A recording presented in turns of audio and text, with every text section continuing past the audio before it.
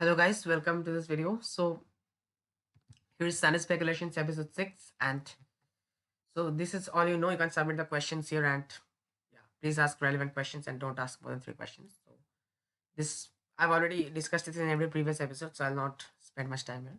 Okay, so today's question will be discuss the ADS CFT correspondence of the holographic principle. This is arguably the most important insight in modern theoretical physics, first put forward by Joan Maldacena. Although the term ADS CFT correspondence sounds technical, I will just explain the basic concept. I've already done that in this video. So if you, uh, so this is the video. Just a second.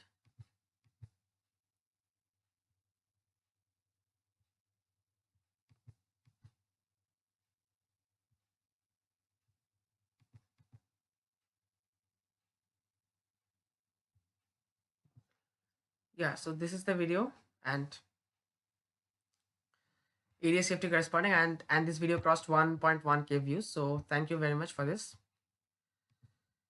So anyway, which crossed 1k views, but I was younger at the time, so I will try to do a better job in today's science speculations episode. The only thing I will assume is that you have some idea about entropy. This is if you are a physics nerd, and at least if you have been following my articles or so, I think you will have some idea about entropy, so that's nothing. And if not, you can just always do some research if you're new here. Now, the entropy of a black hole. Okay, so basically that's today's question. And one more okay, I'll discuss it at the end. Okay. So the entropy of a black hole. Jacob Bekenstein proposed that black holes must have some entropy. If a black hole sucks everything inside, the surrounding entropy definitely decreases, because of course if it's sucking in everything, then the disorder is decreasing, but the total entropy must increase. Bekenstein from this concluded a black hole has some entropy which increases as it sucks in the matter. Again, as I've already said, I'll be assuming you know about entropy, so I will not explain this in detail. Now, you may ask what property of the black hole gives rise to entropy. Well, string theory provides an answer to that. But we won't discuss it here. Actually, to be honest, I myself don't know it. Like, I'm being completely honest with you. I myself don't know it. I just know that string theory provides an answer to that. But what is the answer? How does it provide? I don't know the details. So I'll not. And I think that's not exactly relevant also. So let's leave it for now. Hologram. Anyway, so maybe the event horizon of the black hole contains this entropy. Of course, like that's the most likely position of the entropy, the event horizon, and so the information. So Gerard de Hooft demonstrated that particles falling into black holes cause gravitational deformation and bumps on the event horizon. This can contain the information of the particle. We in the previous science speculations episode we discussed something similar, like has the information paradox been solved, like how the gravitational field is deformed, like modified by the objects falling into the black hole. So this can contain the information of the particle. Yeah. Okay. So essentially, the black hole can be treated as a hologram. What is a hologram? Hologram means you have a like it's actually a two-dimensional object. Like in the books, you have these holographic stickers, right? So it's actually a two-dimensional object, but it will appear to be a three-dimensional object. And not only appear, it actually contains all the information of a three-dimensional object, that like all the information of a three-dimensional object.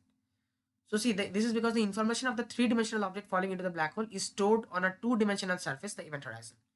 Similarly, the universe can also be considered to be a hologram. We can consider gravity as nothing but a projection of quantum mechanics in a higher dimension. Think of it like this: there is no gravity in the 2D world, in the 2D world surface. But whenever we're coming in the inside, that is the the higher dimension, then we are seeing gravity. In the 2D world, there is only quantum mechanics, no gravity. And quantum mechanics actually contains all the information of the 3D world. So gravity, there is nothing new in gravity. But if you are adding a dimension, like in a higher dimension, this gravity is just a projection of quantum mechanics. So it's all the information is essentially contained in quantum mechanics, but its gravity is just a projection of quantum mechanics in a higher dimension. So the interesting idea explaining all this is the holographic principle. What does ADS-CFT mean? Holography can explain and link two entirely different kinds of theories in physics. This is actually called duality, and here I would like to discuss something. Like, it's not written here in the slide, but just to give you the basic idea. So in string theory, see, space-time is emergent. Okay, just give me a second. Okay, so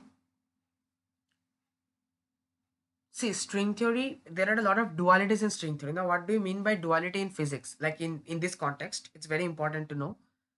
Duality means, suppose according to string theory, there is a minimum possible length, minimum possible dimension, smaller than which you cannot like it's not possible, simply not defined, simply not defined. Like what is the, like the idea is, very roughly speaking, the idea is that if you try to shrink something into a small dimension, it will reach a limit, and after it reaches the limit, if you try to shrink it further, it will start behaving as if it's a bigger object, much like bigger means that it's a huge object, so it will sort of explode. Like, now of course it will not explode, but the thing is that you can treat it as a big object, and the physics which you can apply on the big object can be applied on that object as well. So the two situations are identical. Now suppose you know what physics to apply in the big object, that is much easier in the case, but you don't know what physics to apply for the small object. But if you can somehow prove that they are duality, like by some duality that they are identical, then knowing the one means you can apply it to the other. So this is why, in this way, indirectly string theory like addresses these kind of questions. So here also, this is also kind of duality, and this is called holographic duality. So here basically you have all the information of a 3D world in a 2D surface, and you can, by this you can explain gravity. A three-dimensional universe contains black holes and strings governed solely by gravity, whereas the two-dimensional boundary of this three-dimensional universe contains ordinary particles governed solely by standard quantum field theory. This means it's possible to relate gravity to a quantum field theory which has no gravity, and this may prove to be of great help when trying to reconcile GR and QFT, whatever. So yeah, that's the idea. I already discussed this, so I'll not go deep into this. So the ADS-CFT correspondence can also. Okay, where was I? Just give me a second.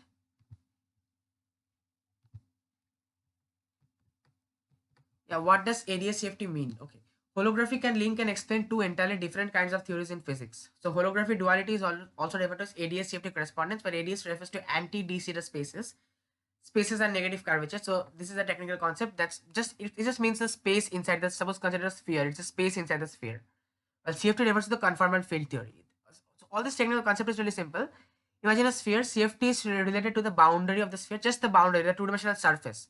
Well, ADS space sits inside the sphere. It's 3D. So everything in the ADS space has a counterpart in the CFT boundary. It's crucial to understand that the hologram is two-dimensional, but it can contain all the information about all the three dimensions of the object it represents. So theory of everything. Now think of it like this: a 3D universe contains black holes and strings governed solely by gravity, whereas the 2D universe boundary of this three-dimensional universe contains ordinary particles governed solely by standard QFT. So this means it's possible to relate gravity to a QFT which has no gravity, and this may prove to be of great help when trying to reconcile general relativity and quantum field theory. Okay, so I already discussed this. Like the ADS-CFT correspondence can also somewhat resolve the black hole information paradox. The information is contained in the two-dimensional event horizon of the black hole, and of course, so if all the information is contained there, so you can get a, like if you have watched the previous episode of the black hole information paradox, or if you know what the black hole information paradox is, I think you can make out this statement. So yeah, guys, thanks for watching. See you again next Sunday. So can you explain ADS-CFT to a layman now? Let me know in the comments, and please do like, share, and subscribe. Thanks a million, guys.